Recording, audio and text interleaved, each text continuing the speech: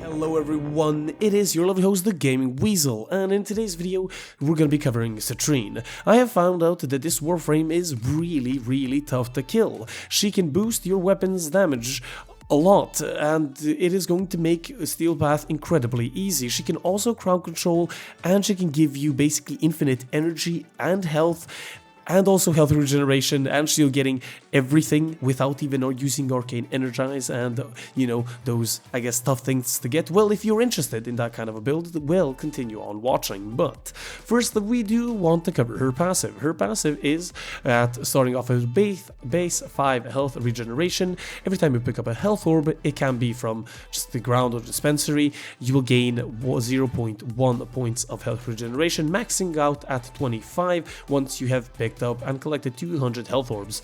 Honestly, this has saved me a lot of times, especially with gas ignoring shields and going directly for your health. This has actually saved me a couple of times, and this is a really good passive to have. Fractured Blast is her first ability.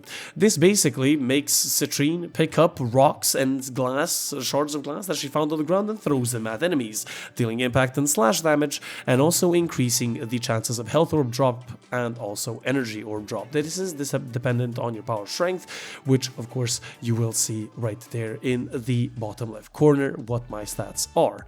Now, this is going to be very good. This is going to give you tons of energy and tons of health as well. If you're going to go with the health route, I do have a shield getting build as well that you can utilize if you want to, and also this is the consumable ability of Citrine. Now, Preserving Shell is the second ability.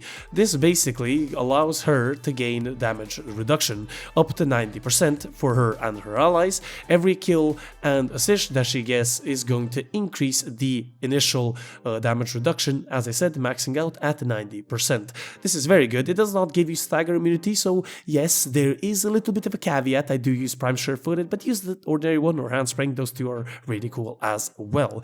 But Prismatic Gem is her third ability. This basically deploys a turret that deals all 4 base elements: heat, cold, electricity, and toxin. The beam fires very fast. It does initial primary 4 elements on hit, so that's really good. And the retargeting delay is 0.4 seconds, so it basically travels from enemies instantaneously, almost being, if not better than most primers that we have in the game. A pet that I recommend that you put in with this could be Panzerwelpfeile as well, or Jin, if I'm correct, for priming as well. But honestly, with Prismatic Gem, you do not need more priming than that. But Crystylazed is going to give something that we all love to see, is that is going to be red crit numbers. It summons crystals that basically stop enemies right in their tracks, crowd controlling them, spawning and doing impact damage first of all, then spawning crystals on them that give you 300% increase to your status chance, resulting in a lot of red crits and a lot of damage. Now, that is Citrine. Those are her abilities, and now let's cover the weapons that I prefer to use with Citrine. Now, the Prisma Gorgon, the Latron, Incarnate of course, both being Incarnate, the Gorgon as well, the Phantasma Prime, and the Fenmore are 4 weapons that I love using on her. Now, there are many weapons that can work wonders with her. Keep in mind, on all of these, I have Galvanized Aptitude on my rifles, of course, and then the other corresponding Galvanized mods on my secondaries and shotguns and also secondaries. But, of course, another thing that I want you guys to keep in mind is personal preference. The Latron Incarnate is honestly a little bit a league above the rest because it does have armor stripping with its incarnate form. So you are basically armor stripping enemies, dealing loads of elements as well, and also dealing damage with your weapons. Yeah, it is an amazing combo, believe me, so that is my honest pick. Now, the Archon shards. I have only one increase in my health by 225. casting speed, and also a little bit of health and or shields. It really depends if you're shield getting or not, but a little bit more health and or shields, and a little bit more power strength, and then you're pretty much set, done, and dusted. The pets that I recommend you use, as I said, Panzerwelpfeile Nautilus, which is the one that I use, which I'll show you the build for, sorry, and then, as I said, Jane for priming as well, if you want to, but honestly, I think it is not needed, and or Smita Kavat. And now, finally, finally, what we all have been waiting for, the Citrine build. Now, this Citrine build is gonna be my Archon Citrine. As I said, there are 3 abilities that you can subsube onto this Warframe. The 3 abilities are gonna be Nourish, Eclipse, and you also can use Terrify instead of her 3rd ability. You are losing the gun CEO and Condition Overload, but you can equip the Epitaph or Kuvanukor for that, because the 3rd ability, in my opinion, is only used for priming, and that is it.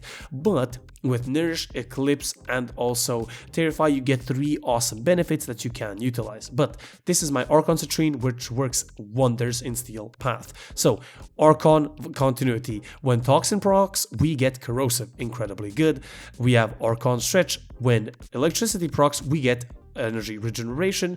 Archon Vitality. When Heat procs, we get Heat. Another proc of it, so very, very good. Rolling Guard for survivability, and also, of course, Archon Vitality. Equilibrium is here as well, giving us health and energy at an incredible rate of 110%, so that's amazing. We do have Umbral Intensify. Use the Ordinary Intensify or Blind Rage if you don't have Umbral Intensify.